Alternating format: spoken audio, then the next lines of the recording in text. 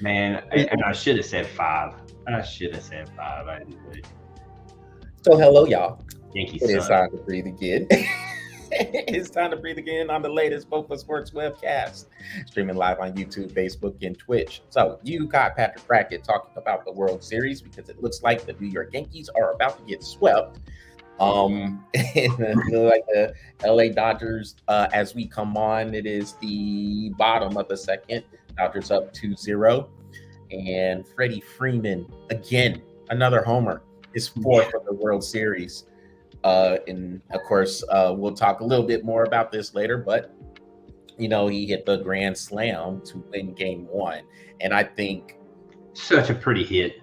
it was, and truthfully, it was probably the series might have ended right there. I mean, even though it's game 1, the series might have been done right there because the Yankees were right there. They were out away and from winning game 1, and to get it just taken from them like that by a grand slam, and he knew it too. Yep.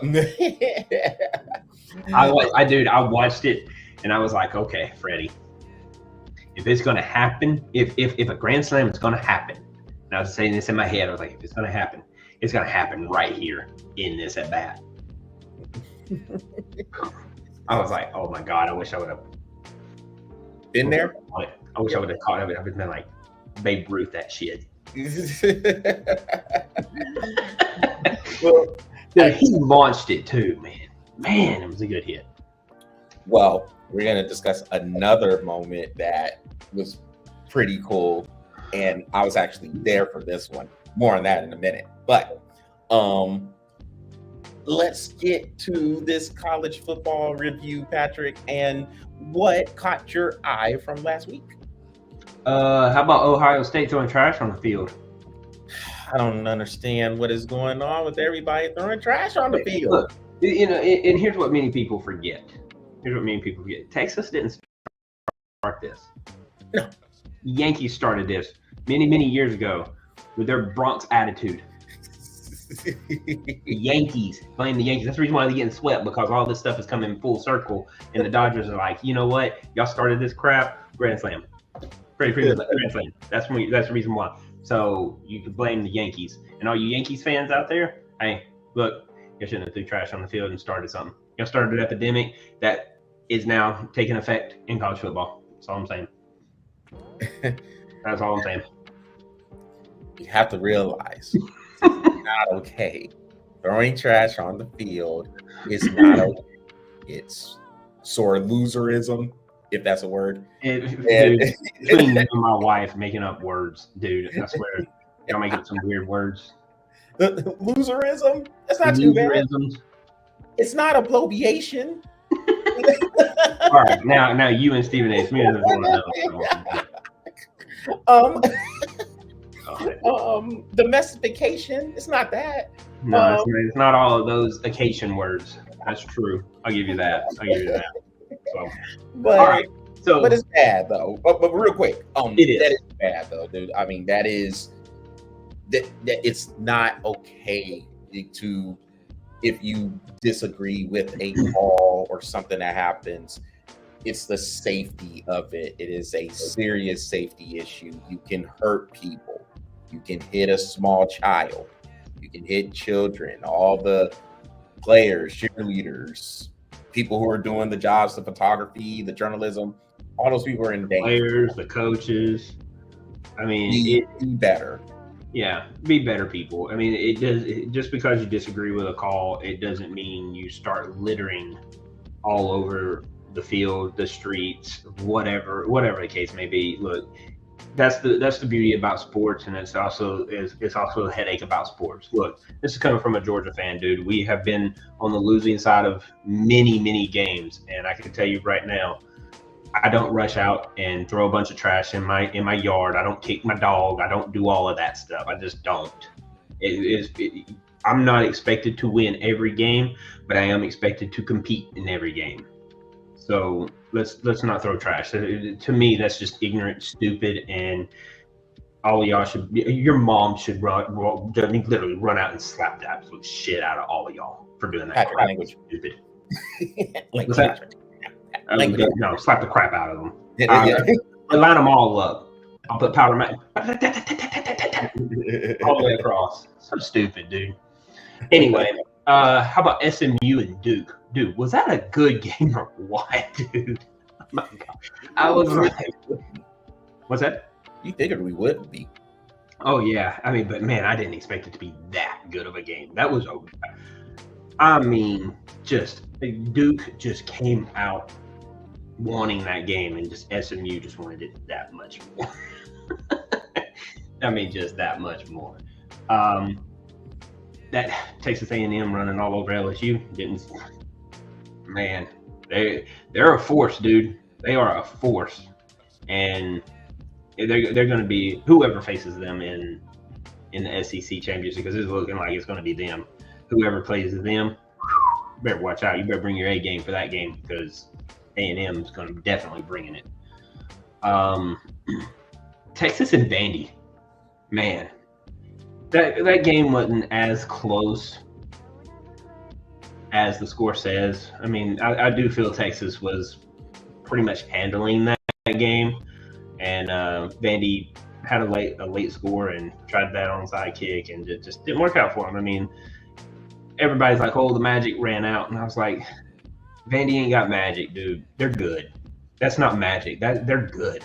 And I mean, I thought Texas would handle them a little more than what they did.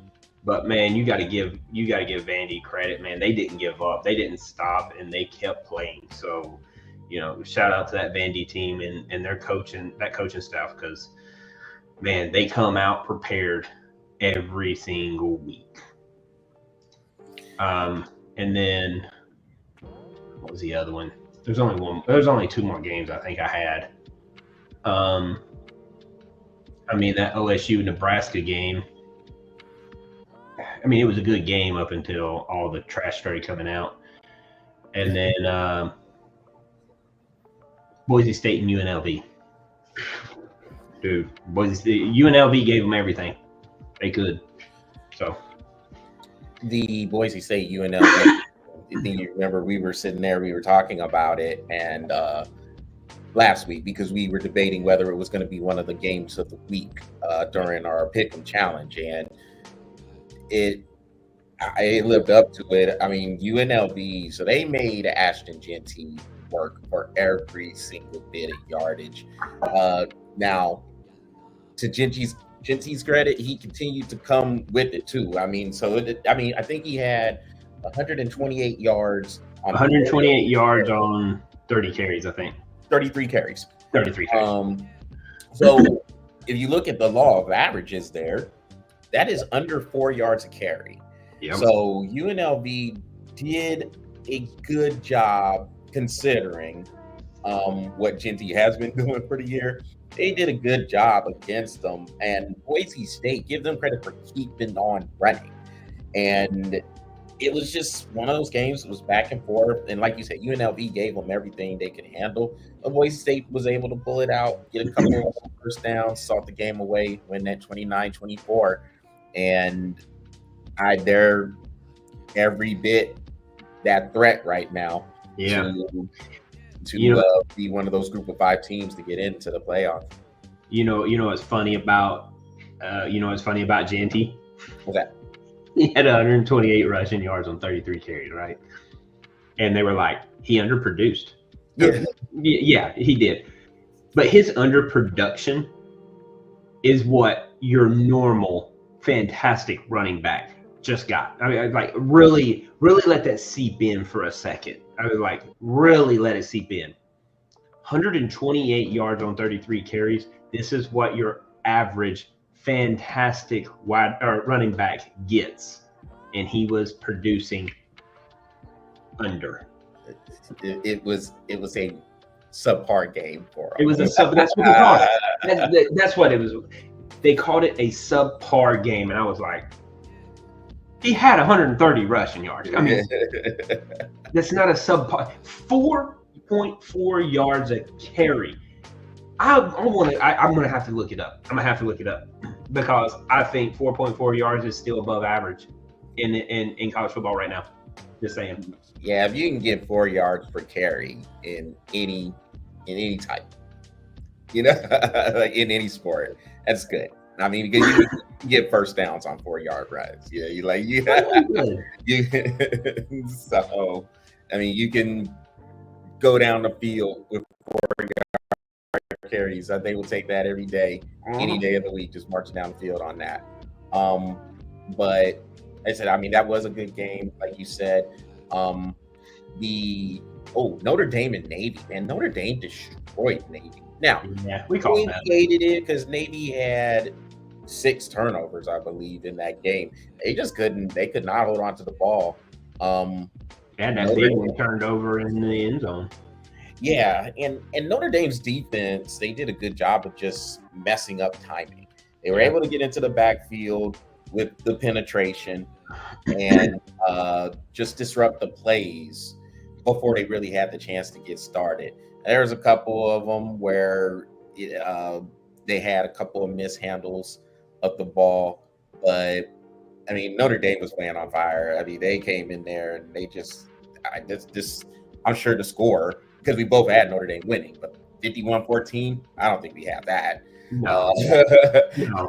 So, we figured Notre Dame was better talent. And look, you have those bad games. I'm not going to say that they have bad talent. I'm not going to say that. It's just they ran into a situation where, I mean, they did run into a better team. That's weird saying. Notre Dame, I don't like that. That's so it's different. I mean, I think it's different when you see the direction they are. It seems like they are turning under Marcus Freeman. It looks like they are actually Notre Dame, and I don't know how far this will go when it comes to the big picture of getting into the college football playoff. But Notre Dame does look a little bit more athletic than in the past. Look like they do have some talent that could potentially match up with some of the other big schools that we expect to be in the playoff. But of course, that remains to be seen. But this Notre Dame team does look like it's running around. One more game. Shout out to Illinois. 8-0, baby. Good for them. Illinois, really? Illinois got blasted. Oh, I'm sorry, Indiana. Okay. Indiana, that one. Whichever one, whatever school is out there. Indiana, man, 8-0. Woo! Shout out to them. They are firing, dude. Yeah, they are. Indiana's playing pretty good ball, and they're gonna get some games here in November where we're gonna see if they can. They're in the running. They're right there. They can upset some things in the Big Ten. But man, you did mention Illinois. Oregon looks pretty strong right now. Oregon throttled them. Whew. Real quick. So you mentioned Texas A&M, and I was watching that game, and that game flipped. I mean, it flipped quickly. Looked like LSU was winning pretty handily. They were up 17-7, and then Garrett Nussmeier threw a pick. After they threw the pick, the coach, Elko, decided to take Connor Weigman out, put Marcus Reed, I think. I can't think of his name. Marcel Reed. There we go. Put him in, and A&M took off. And before you know it, it was 38-23.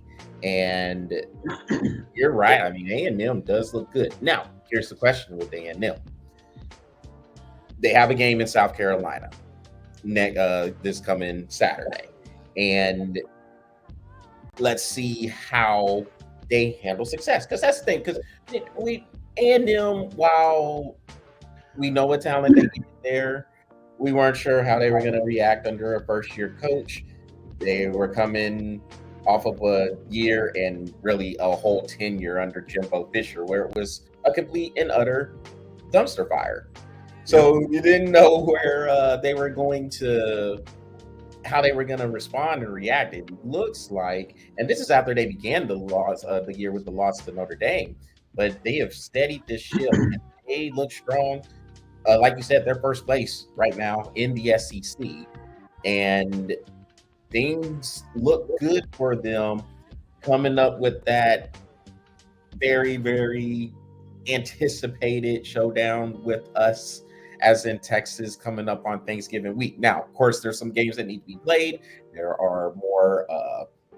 more business to tend to, but if everything holds up right now, that's going to be a huge game in College Station on Thanksgiving weekend. And of course, we know the rivalry and how things are getting rekindled there. There's going to be a lot riding on that game. Yeah, Texas better bring it, because, man, that A&M team is for real right now, dude. I already told you. Like I said, oh man, that game is a worry to me too, because that rivalry and A&M, they're always. And it's been a while since they have been ranked, but like both of these teams have been ranked and they played. You know what I mean? So there's a lot on the line for this. So I mean, Texas can't lose another game. A&M can lose a game, but honestly, if they want to maintain, they got to win. You know what I mean? Because an A&M loss opens up so much for an SEC championship now. Because there's a whole list of one-loss teams: Georgia, Texas, LSU, and I'm talking about one-loss teams in the SEC. Tennessee. I mean, dude, so many, and it's just, that would be chaos, which is what we're expecting. This is what we're expecting. This is what we want. This is the reason why we watch college football, is because of the chaos. You know what I mean? Mm-hmm. It's not like the NFL where everything is, for par. You know what I mean? No, we watch college football because of the chaos. How can you not watch college football when you've had these weeks? Last week was probably more of what we would normally expect from college football, with teams winning and the way they're supposed to win. But 3 weeks prior to that, man, it was just crap flying everywhere at that point. So, well, with that in mind, let's pull up our handy dandy graphic. Oh, Patrick. Horrible. No, you didn't. How you follow? No, you didn't. You didn't do horrible. You was at least over 500. But I went 4-2. Yeah, that's good. And look, you ain't gonna go 6-0 every week. You was 6-0, dude. It's all right. The week before. I expect perfection. So, I was 5-1. So that brings me within a game of the overall standings. Patrick is still 27-15, and I am 26-16. The game that gave me the edge this week was the Missouri-Alabama game, where Alabama won 34-0. And so Missouri. I'll never bet on Missouri again. So Missouri laid an egg for Patrick, and there is no exact prediction of final scores this or last week either. So we're both still sitting on 0 there, but those are the standings. Patrick is up by 1, and that sets the stage for this week's game. So I guess, is it my turn to go first this week? Maybe. Yeah. It don't matter. I guess it don't matter. All right. Well, it don't matter. We all know I'm about to go 6-0, so it ain't gonna matter. Yeah, stop. Everybody kind of has a sunshiny day every once in a while. But sun shines on the dog's ass every once in a while. So let's go. You know what? We'll just jump right into it, because College Game Day is going to be here, and it will be Ohio State, Penn State. Yeah. So that game. So here's what you have. This game is in Happy Valley. Penn State has everything they want for this game. They're coming in there undefeated. They're at home, and they have a chance to make a statement that says they can finally beat Ohio State. Now, and of course, College Game Day, as we mentioned, is going to be there too. Their quarterback, Drew Ayler, is uncertain to play right now. He got hurt in the victory over Wisconsin, and they don't know. Like I said, his status is uncertain. We know the story with Penn State, and we have talked about it in years and years and years to see, can they beat Michigan, which Michigan is not the same Michigan as as before, and then can they beat Ohio State? So far, that has been way more often than not a absolute no under the tenure of James Franklin. But like I mentioned, they have everything right there. Excuse me, everything right there on a platter at home. College game day going to be there. It's the big noon Saturday kickoff on Fox Sports. Everything sets up for Penn State to win this game. So, do I agree with that? No, I don't. I actually have to sit there and I have to see Penn State do this. Until they show they can beat Ohio State, I'm going to pick Ohio State. They are right for the pickings. You mentioned it, Patrick. Nebraska probably should have beat Ohio State last week. But they were able to pull that out. I just don't have the confidence in James Franklin to call an aggressive game. And that's even if the quarterback is I still think you would call it very, very conservatively. Throw no passes over 10 yards. Yeah. So I just don't see it, man. I think it will be a relatively low scoring game. I think it'll be in the 20s. I just don't have the faith in Penn State. They may come close, but I just don't think they can pull it out. So I'm gonna go Ohio State 26-20. Well, like you said, I mean, there's nothing I can add to it. I will say this. I lied. There is one thing I can add to it. Here's the thing about Franklin. Why is he able to play so aggressively against every team except Ohio State and Michigan? Now, I do feel, and we'll find out because I don't remember if Penn State has Michigan this year, but I feel they could beat Michigan because Michigan is in a down year. But like you said, until you show me, I don't trust it. He always throws a conservative game at Ohio State, and he does it every single time. And honestly, it's not just Franklin. It's been this way for the past decade. You know what I mean? So I wouldn't even say it's Franklin. I mean, it's just been this way forever. And until you beat him, I don't trust it. I do think that this will be like I don't think it will be a high scoring game. I think it's going to be in the high 20s. I do that. I got Ohio State scoring 30. So I'm gonna go Ohio State 30. I'm gonna go Ohio State 30, Penn State 21. All right, good score. I like it. What's your game? Oh, dude, I'm excited about this one. Dude, I am really excited about this one. SMU and Pittsburgh, dude. Okay. This is going to be a good game. I will watch this game because these high-powered offenses that with high-powered offenses with somewhat of a good defense, both teams. I think Pittsburgh is clicking on all sides of the ball, even including special teams. But here's the thing: so is SMU. SMU is looking good. There's not really much to say about this except for I just can't wait to watch it. I just want to watch the game. But I'm going to go SMU. I'm going to go SMU 28-20 SMU. SMU 28-20. All right, like that score. You know what? This is going to be a tough one. But I think I'm going to disagree with you here. They're playing in Pittsburgh, right? No, they're playing in SMU. Playing in SMU. Okay, maybe not.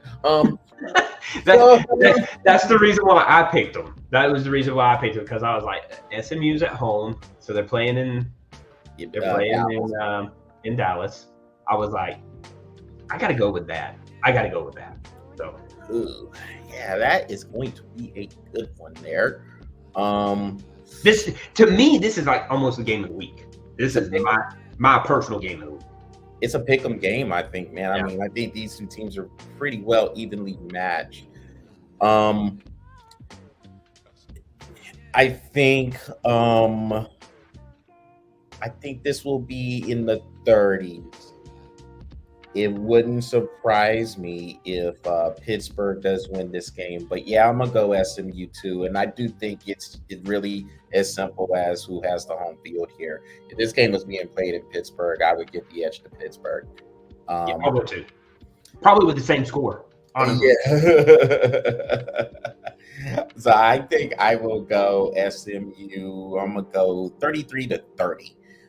Like you said, this is one of those games where both of these teams seem really evenly matched. There's a lot on the line for this too. I mean, you have Pitt, they're undefeated, and SMU only has the one loss. And I don't know, was that loss even in conference? Here, I'll look it up. Yep. Their loss was to BYU. Okay. So yeah, not in conference. Not in conference. And that loss was 18-15. Yeah, that's right. You know, I remember watching a little bit of that game when it happened now. Yep, sure do. Well, and they have literally whipped almost everybody else after that, minus Duke. Duke came in with a very good defensive plan. Duke's a good club.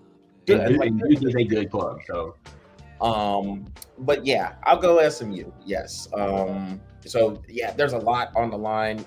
Both teams undefeated in conference, so they're right there with Miami, with Clemson, because they're both undefeated in conference. Of course, Clemson's loss was to Georgia.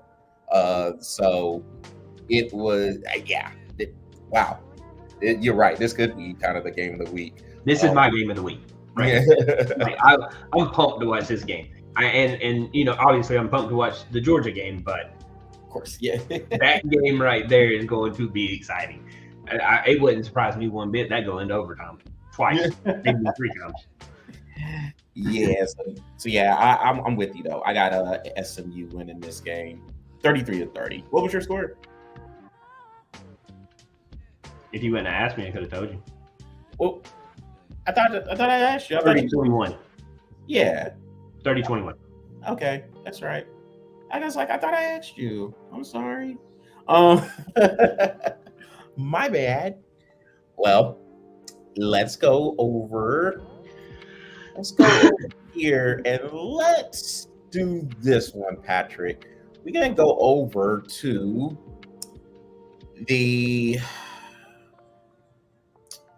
actually take that back. Because I was gonna say let's go. Yeah, actually, no, yeah. Let's go over to the SEC here, and let's look at Ole Miss and Arkansas. Now, Ole Miss, I think on paper, looks like the better team here. We know Arkansas can rise on up and make a game out of it, or that's Tennessee. So it's one of those contests that's tricky with this game being played in Fayetteville, and we know how we kind of feel about Ole Miss kind of being the team that says, yeah, we're gonna be here, and then they're not. But in this case, they're always arriving late to the party. Yeah, but in this case, I'm going to say Ole Miss does show up this week, and they should win this. I don't think it will be a blowout by any means. I think Arkansas will show up and they will make this a game. As a matter of fact, it wouldn't surprise me if Arkansas won this game, but I think Ole Miss will win this game, and I think they win. I'll give it a solid 10 points. We'll go 31-21 for the final score. 31-21? Yes. That's a good score. That's a good score. And you got Ole Miss? Yeah.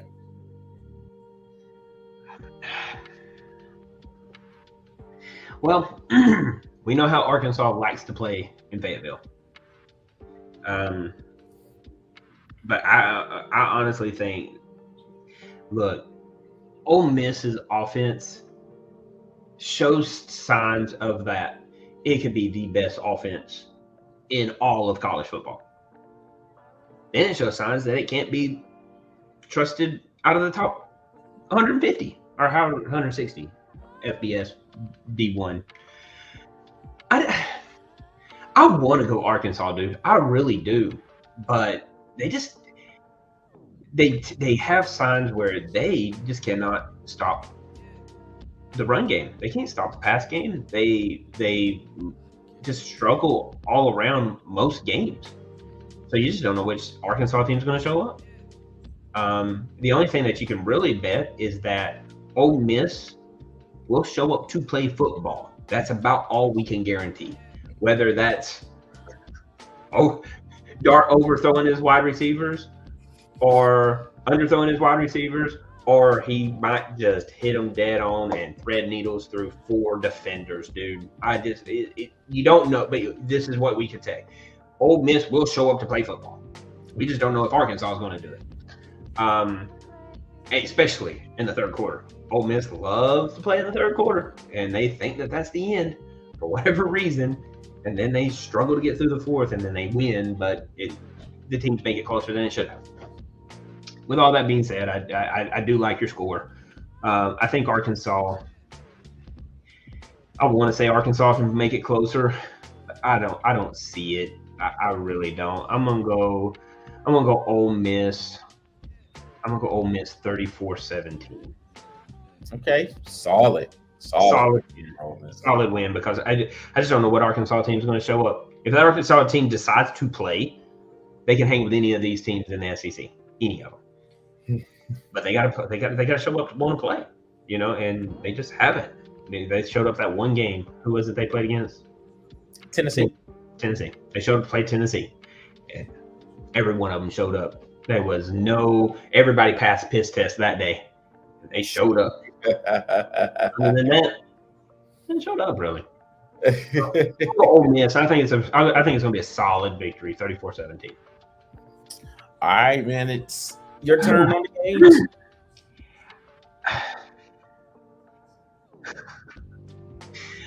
God, this one's going to be funny. This one's going to be funny, and I say that because neither one of these teams are bad. Neither one of them are bad. Problem is, neither one of them are good either. Now, I'm going to go Minnesota, Illinois. Okay. And I think this game could be better. I think this game could be better than what I think it's going to be, because if you get the right attitude from both of these teams, they'll play. They can play some football. It kind of seems like sometimes Illinois just is like, I don't care. We're out here playing. Okay, cool. We scored a touchdown, And Minnesota is kind of like the same way, I wish I knew how this game was gonna go, but be honest with you, even though they're playing in Illinois, I don't trust Illinois, dude. So I'm gonna go Minnesota, but I'm not. I think it's gonna be a close game. I don't think they're gonna score like a crazy ton of points. I think it's gonna be mid-20s. So I'm gonna go Minnesota. I think Minnesota does beat Illinois this week, and I'll go Minnesota 28-24. All right. I'm pretty confident Illinois will get this one. And so now, Illinois is going to be upset because they got throttled in Oregon last week. And I think they're going to be nice today, being like, oh, yeah, we did get throttled, but that was number one team. Yeah. All right. Yeah.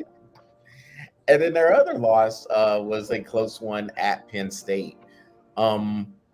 Minnesota's been up and down this year, and like you said, it can go either way with both of these teams, really. Mm-hmm. Particularly, this is the case with Minnesota because week in, week out, we don't know. Now, Minnesota's a team they're going to play pretty close to the best, and I mean they make things difficult for you. It's not like they're just giving you anything here. They struggle to score though, and I think Illinois will be able to put some points on the board against them, enough to where you could take Minnesota out of their element a little bit, and then turnovers and interceptions and fumbles happen. So I think Illinois will win. I think I'm gonna go. Let's go 27-16. 27-16. So Yeah. a good win for Illinois. Yeah, I think Illinois will have a good win. I think they'll bounce back, and they'll bounce back. Minnesota gets them. I think Minnesota rises up and gets them, and everyone's like, "What?" If I'm going to risk it on one of these games, this would be the one I risk it on right here. Got you. So, yep, I got Illinois and you got Minnesota. Oh man, we disagreed on one. All right. Well, let's go here for my final pick. So there's a couple of interesting games. You know what? The ACC has some bangers here. I mean, yeah. So let's go here.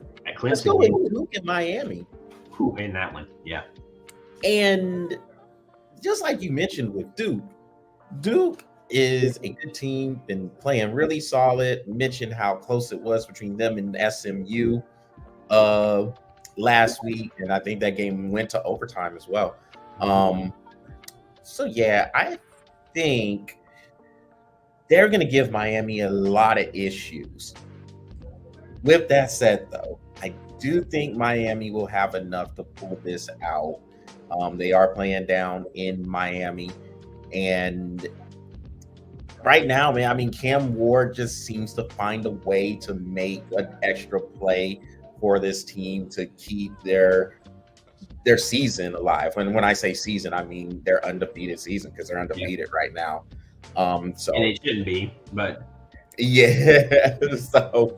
So I think they will just continue doing that, finding a way. Duke will keep it close. They will hang in there and make things tough. There is a wrinkle here because the coach for Duke now, Manny Diaz, he was the defensive coordinator down in Miami. So he is familiar with a lot of those players, which is going to make things a little bit tougher on Miami.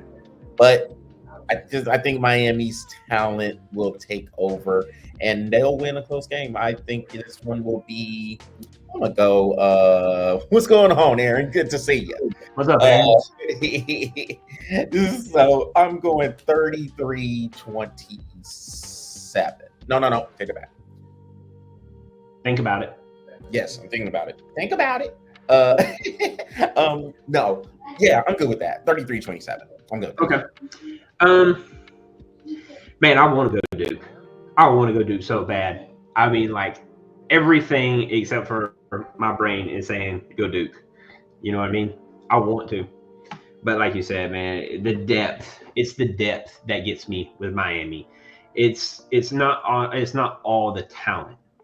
I mean, when you can put out 6 linebackers for Miami and they're all healthy, you know, there's some injuries that Miami has, but they're not in the starting. You know what I mean? So I want Duke to win this game so bad because I really do feel like Duke has the talent to do it, but they just don't have the depth. I think that it stays close up until probably around maybe a few minutes into the fourth quarter, and I think Miami actually starts running away with it. I'm gonna go Miami. I'll go Miami. I'm gonna go Miami 34-24. Pretty solid win. All right, so 10 points. Closer in the third quarter. I mean, like, I wouldn't be surprised if it's tied at the end of the third quarter. But as the fourth quarter wears on and the depth comes in, I think Miami starts running away with it. All right. Well, Patrick, last game's on you, man. What we got? Well, I can't. I got to go here. I got to go here because this is the biggest cocktail party in the United States. Here we are, Florida, Georgia. That's the only reason why I'm really picking it is because this is always a big game. It always is big. I don't care if Florida came in 1-6 right now. I wouldn't care because this game right here, they literally take the stadium and they split it in half and they sell half of those tickets to Georgia fans and half of those tickets to Florida fans. It is literally to the T split right down the middle. There's no more Georgia fans in that stadium than there is Florida fans. None. Right? So with that being said, Georgia season, they can't lose. They have to win out if they're going to make this happen for them to be in any kind of national championship talk. With that being said, I do think Georgia handles business. I don't think they're just going to walk away with this win. I do think they handle business. I'm going to go Georgia. I mean, I think it's going to be a solid win. They handle business, but they're not going to just run all over them. It's not going to be like that one year where Georgia came out and it was like 28-3 at the half. You know what I mean? I'll go Georgia. I'm going to go Georgia 30. Hold on. Think about it. Yeah, think about it. I'm thinking about it. I'm going to go Georgia 34. I'm going to go 34-21 Georgia. I don't have anything too much to add to that. Now, so I think, like you said, this is one of those games, one of those rivalries games. You know, we had talked about it a few weeks ago with Texas and Oklahoma. Stadium split 50-50. So sorry to you about number 34. It does seem to be one of our favorite scores that we use on the finals. I love it, Aaron. It has been this week. It has been this week. I think Georgia wins. You know what went through my head? What? Count Dracula. From Sesame Street. Oh, 34. Yeah, I think put that in my head. Now my only thing be Sesame Street all damn night. Appreciate it, Aaron. See what you did there. I'm gonna start a rant on number 34. I mean, I guess it's just like that solid number. It's just a solid one of those scores where I think you understand how the landscape of college is, where the offenses do have, I mean, they're more sophisticated with their schemes, and most likely they're going to be able to score some points. It's rare that you see a game where, or these days anyway, it's rare where you see a game where the offenses aren't coming up on. At least here, just for you, Aaron, I'm going to change it. I'll go 36-24. You got I think Georgia wins this going away. I mean, now Florida, like you said, and I get it because it is a rivalry. It is the world's largest outdoor cocktail party down there in Jacksonville, and it doesn't matter the records. That Florida is capable of keeping this close and perhaps winning the game. I just don't think it will happen, and I think Georgia wins this. I just think Georgia is supremely focused now. They have been disrespected, as you pointed out. Let me see. Oh, okay. Look, you got a college baseball fan right here with us, Patrick. So just in case. And he said nice change up too. So Aaron, before I make the pick for Georgia, Florida, which I got Georgia. I'd say I got Georgia winning. Like I'm going 41-20. I think Georgia wins by 3 touchdowns. But yes, since you started checking us out, I think you forget who our OC is. Yeah, since you started tuning in last week, baseball is Patrick's favorite sport, and he is all about some college baseball. My favorite sport is football. I can tell you generally about some baseball, but I'm not like Patrick. So you found the right man for that. Baseball. So with that, Patrick, you want to take this question real quick that he asked?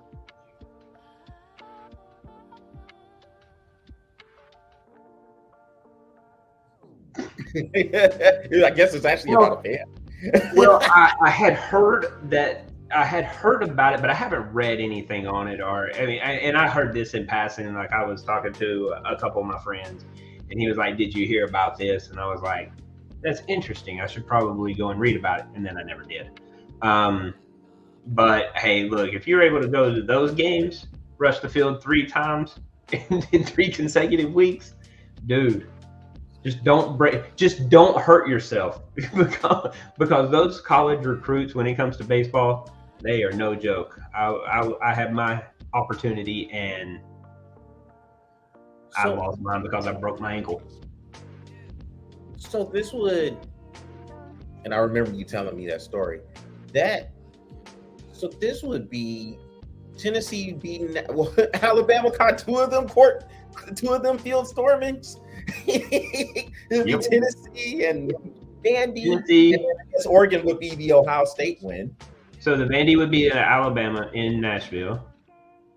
The Tennessee would have been the one that they beat Alabama in because that was played in Knoxville. So he would have had to been at that Ohio State. So then that means he probably plays for Tennessee.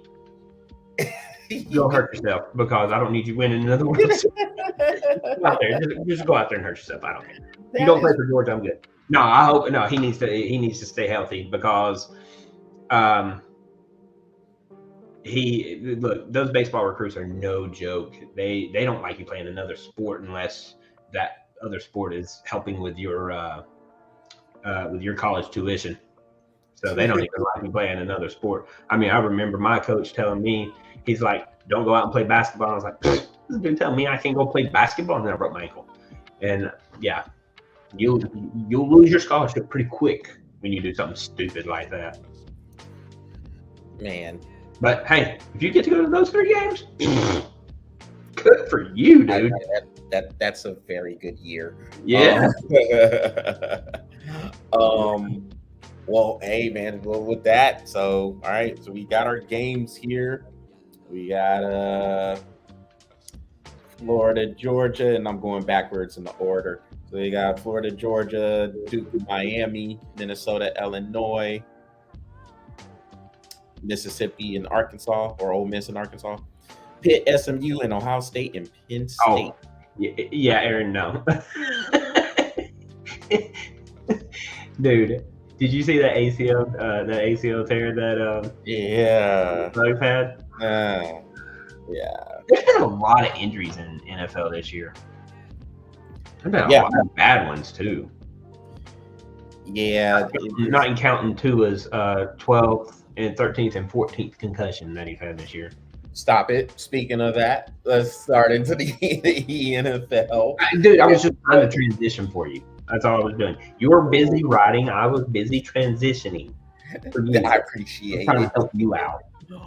What caught your eye from last week's NFL action? Dude, I'll tell you what caught my eye. My Atlanta Falcons up 14 and then almost pissed it away. I was like, this is typical Atlanta right here. This is typical Atlanta. We're up 14. And sure enough, what are we going to do? Fumble in the end zone. Fumble in the end zone. I was like, I stood up and I was like, I wasn't even mad. I was like, that figures. We're going to be beating Tampa Bay, and this is what's going to happen. We're going to fumble in the end zone. Luckily, everybody was like, oh, and then knocked it out of bounds and only got a safety. But, you know, hey, we control the NFC South now. What else caught your eye? Because this could be a 5-minute rant, even though y'all won. So yeah, it could be. Your San Francisco 49ers handling business against those Cowboys, but I think we got the Cowboys next week. So yeah, y'all playing them next week actually. Yeah, it comes to Atlanta, and we don't play good at home. And watch Dak probably throw 40 points on us, and Kirk Cousins sucks. So this is truly a week-to-week thing with you. With the Falcons, it is. Hey, look, we all know it's a week-to-week league. So I'm just following suit. That's all I'm doing. How about that? How about that Hail Mary pass in Washington, dude? Oh, dude out there trying to get that. Yeah, we won. Yeah, Tip. Give it to the team. I thought we won. Well, I guess not. So Aaron has a comment. He said ugly wins. So Aaron, let us know. So are you from Phoenix? Are you living in Phoenix? Against the Cardinals? Yeah, they had a win in Miami. Yeah. We were able to pull that out. And he said he was a Commanders fan too. All right. Well, look. So here's the thing with that, Aaron. Me being in the DC area, I was actually at that game. And the atmosphere when that happened, it was so funny. So there was a lot of, if you was watching this game on TV, there was a lot of Bears fans there. And the Bears fans were just, I mean, it was crazy, Patrick. Let's go Bears, let's go Bears. Mm-hmm. Or the chants that you're hearing. Like I said, there was a lot of Bears fans there. And the player, Tyrique Stevenson, who we're going to talk about a little bit here in a minute, yes, was everybody's seen the replay where he was talking mess, or like even after the play got started, he was still talking mess, had his back turned and everything. And then, of course, he was the one who tipped it into the hands of Noah Brown. And about that. And that's why you have the title of the webcast, When Talking Mess Goes Wrong. So it happens quite often. Yeah. Let's be honest. Big one more game. That big win that Green Bay had and them losing. Did they lose Love again? He's out again. He avoided a major injury. So yeah, he did get injured. He injured his groin, and they feared that it might be worse than what I guess it is. They said that he avoided a major injury. Now, in terms of a timetable, I don't know how many games he's going to miss, but I wouldn't be surprised if he missed the next 2 games. Yeah. I figured as much, but they had a big win against Jacksonville, which, it's Jacksonville. I mean, it should be Londonville Jaguars, but they haven't quite moved yet. And, one more. What happened to Minnesota? Like, they played like crap. They started off good, and then the Rams were able to just kind of slow the game down a little bit, and they just worked their way back in there. I think the Rams are a team you're going to have to look out for because they're getting healthy. They got their receivers back. They got Puka Nacua back along with Cooper Kupp. You know what Matthew Stafford can do. This dude is still a beast. If you didn't think he was, Matthew Stafford is still a beast. And if he's healthy, he can be as good as anybody out there. And their defense is playing better as well. And they still have Sean McVay as a coach. The Rams are dangerous. You're going to have to watch out for these guys because they're getting healthy at the right time. And with them getting healthy, along with that coaching staff, they are capable of beating anybody. And there's nobody running away with anything in the NFC. I mean, Detroit has the best record, but I mean, the Rams aren't going to, like the Rams, they won't be afraid of Detroit if they have to play again. I mean, the last couple of times they played them, they were close games. And then, the rivalry that's between us, as me as a 49er fan, and the Rams as well. I mean, these are going to be some tight games coming up, and I just think the Rams played better ball. I know Minnesota, they kind of slowed down. Watching that game, they slowed down after those first couple of drives, but I think more of that was how the Rams adjusted more so than Minnesota just. I caught it in the third quarter, and I was like, I mean, I watched them go 3 back to back to back 3-and-outs, and I was like, "What? When did that happen?" You know. But I was like, I don't know what happened to them. They slowed way down, and they just did not look good to me from the third quarter. I watched most of the third quarter, and Minnesota just didn't look good. So I was like, I'll bring that up. Yep, and just like what Aaron said, and he would know about this too, being the Cardinals fan. They're all in the same division. You get the Cardinals, the Rams, the Niners, and the Seahawks. The Seahawks, they haven't been looking good. Now you talk about somebody who's been looking kind of ugh. Yeah, well, I can't say anything. They came into Atlanta and beat the crap out of us. So.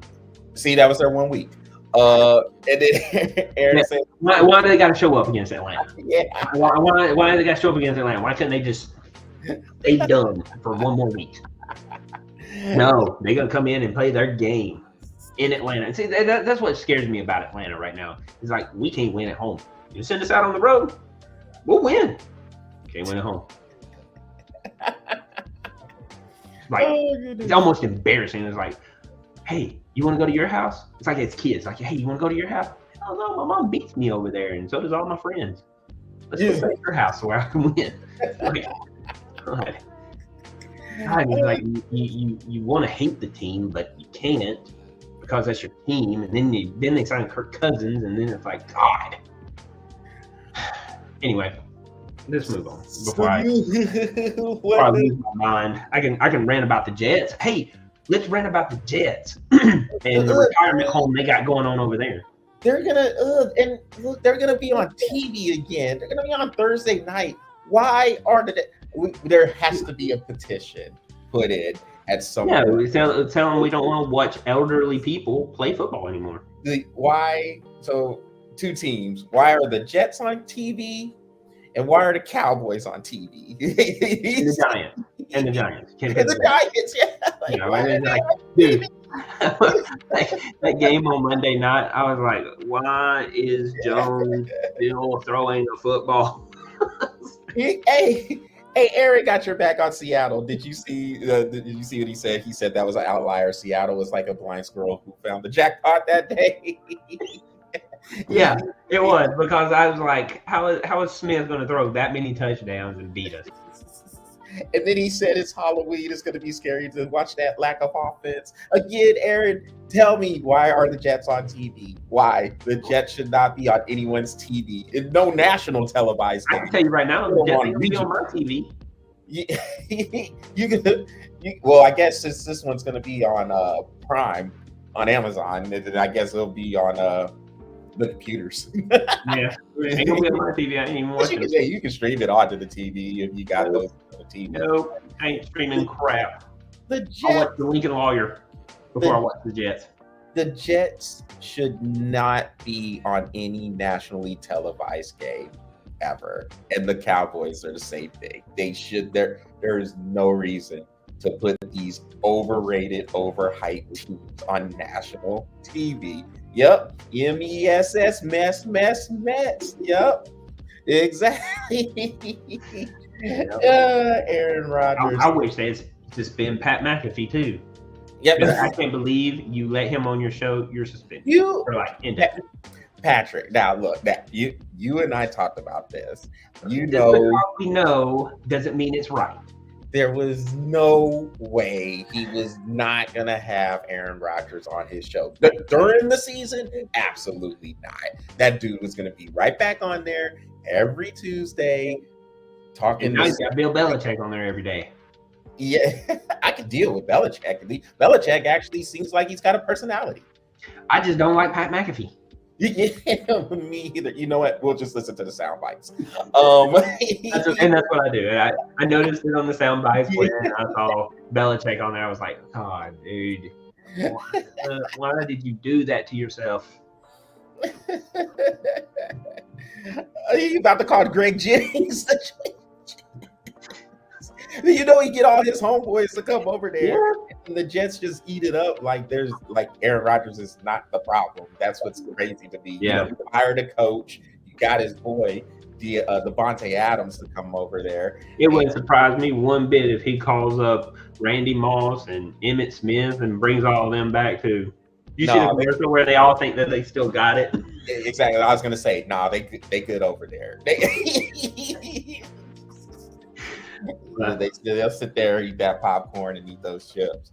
Before we move on to next week's and what we're looking on for next week, so we had mentioned the corner, Tyrique Stevenson, for the Bears, that he was talking mess before the Jaden Daniels Hail Mary play.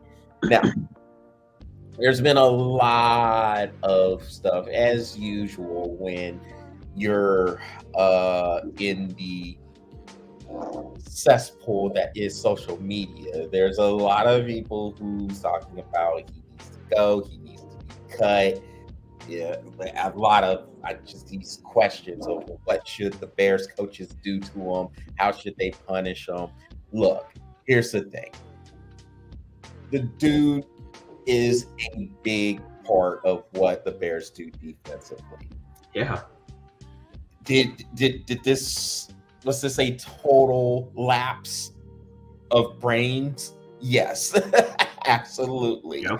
This was a total just disregard to what was going on the field. He's talking mess up to 3-4 seconds after the play started. And then, of course, he's the one who tipped it. But you just coach him up. If you're a coach, you tell him, hey, look, this cannot happen again.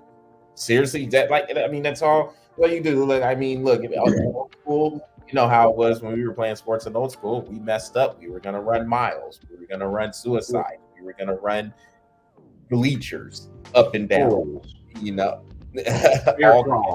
Name it. Squat thrust. You remember squat thrust? You were going to do those all day. But just talk to him.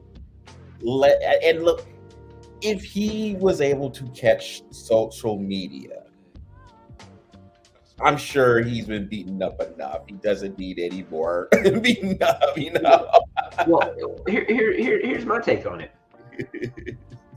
You said he's a very vital part of what the Bears do defensively, and he is. I mean, very vital. He plays well as a corner, very well. My thing is as an adult, you messed up. Let me tell you, tipping the ball and it going into the other team's hands, I don't care where you're at. Watching that will tell you right there, I don't need anybody to tell me what I did wrong. I promise you, that crap will not happen ever again. He doesn't need anybody talking him down. He doesn't need anybody talking him up. He doesn't need coaching. He doesn't need anything.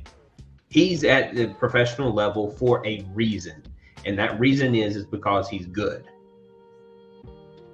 I can tell you, if I was that good, if it was me and I was in that situation, I would walk in that locker room and I'd be like, guys, you will never see that again.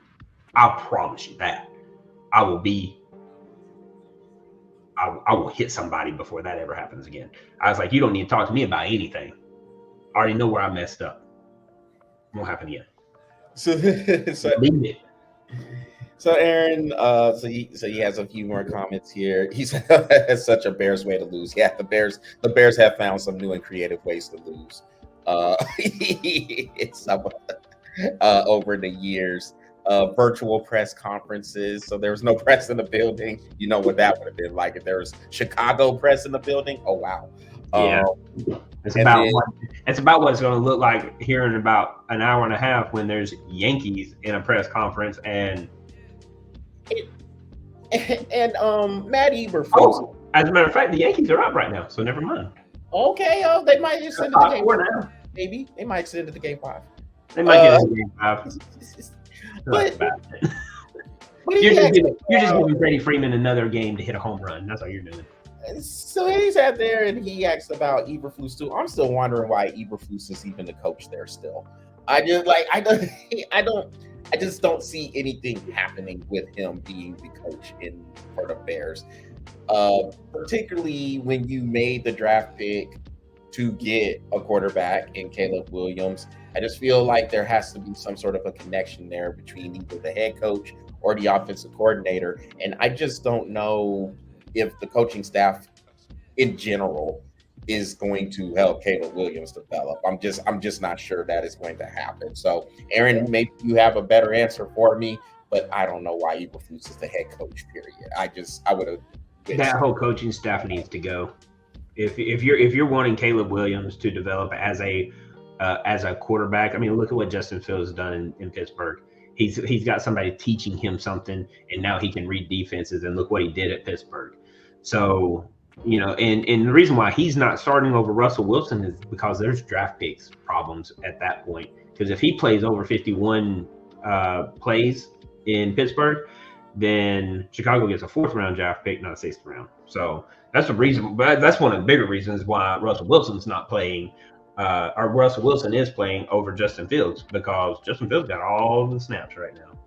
So, but look at what he's doing. Chicago ain't gonna develop no quarterback. They just need to stop.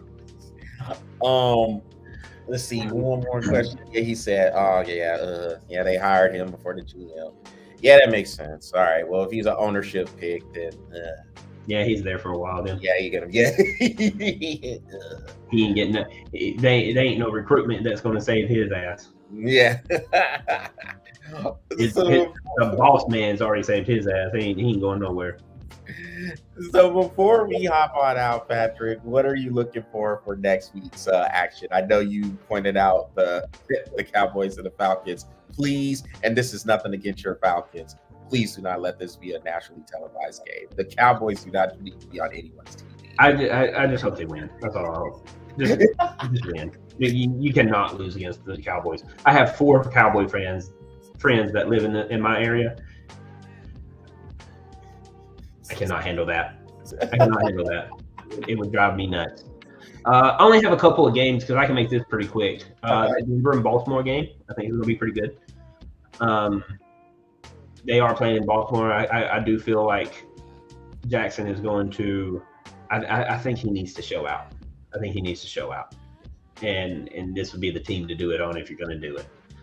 I'm curious about Cleveland and them getting that big win last week. Yeah, beating Baltimore with Jameis Winston, huh? Yeah, with Jameis Winston. So I'm curious about how that's going to work going against the Chargers, because I'm glad they got rid of Watson. Well, he got rid of himself. Let's put it that way. Patrick. It's a horrible situation there. I really do want to watch this a little bit of this Chicago-Arizona game. I want to watch a little bit of that. I think that's a interesting game there. It is a very interesting game. Yeah. And then my last game I want to check out is Detroit and Green Bay. Yeah, Detroit and Green Bay. So now you get these division teams playing each other in the NFC North. You kind of get to see, because right now that is showing to be the best division in the league right now. That is okay. So that look like that'll be the late game on either Fox or CBS. So yeah, good choice for the late game there for your America's Game of the Week, as they call it. But I do think I'm with you. I do think the Bears Cardinals game will be scary, or not scary.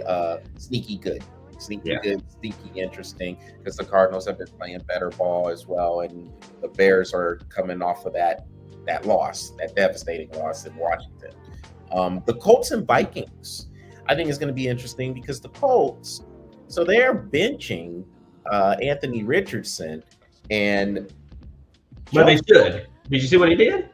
Oh well, yeah, Anthony Richardson. He'll come off on the 3rd down and 4. Yeah, you make that play, bro. Get your ass out there and play. And Anthony Richardson is just he's not good, Patrick. I mean, he is a guy who he has your flashy plays, but it's just not consistent. He can't consistently put plays together right now, and so they're gonna put Joe Flacco in. So I guess Is this the Joe Flacco resurrection tour that just continues? Just resurrected his. Watch him put together that season that I was like, oh yeah, no quarterback can ever do that, and then he does it. I'm like, yep, you had to change your whole rankings. I had to change my whole thought process because Joe Flacco just went out there and killed the league and won his only Super Bowl. Stupid crap that he did. But you know what? It could be. But, Minnesota's on a 2-game losing streak, so I don't think it's going to be easy for Flacco at all, even though this is his resurrection year, I guess is what you're calling it. Well, it's like a resurrection career track now. He resurrected Cleveland's season. Now he kind of has a chance. Although the Colts ain't just dead. I mean, the Colts are 4-3, I think, right now. Like that. So, I mean, I guess this is the coaching staff saying, we have a good team there, but we can't get dragged down by the quarterback play. We need somebody who can at least experience. Yeah, who can at least execute the plays that are. Yeah, and Carolina need to go back to Andy Dalton after that horrendous crap that Bryce Young did. Dude, Patrick, Carolina needs to trade everybody they have good on the team, which I guess they did trade a receiver to the Ravens today, Deontay Johnson. They need to start trading those Gatorade packets too. Get rid of that. Get all second-round picks and just start over. Like, if you can just trade everybody and the whole second round of next year's draft is nothing but Panther picks. Just start over. Like, and talk to Atlanta and be like, hey, look, you got a very experienced quarterback in Kirk Cousins. We'd really like to get him. We'll buy him. And Atlanta needs to go, okay. It doesn't matter what quarterback is in there.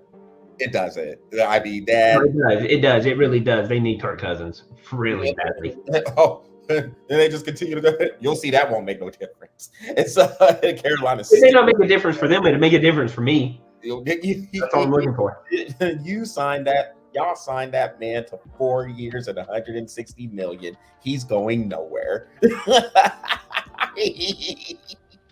Y'all are paying that man's money. Don't that crap. I don't need this contract. All right, we'll hop on out, so there's no more rants. But before we do go, what is coming up for Bro App? So we are finishing up our tournament with bucket golf, and we are getting really close of doing our football episode, which is going to be really fun.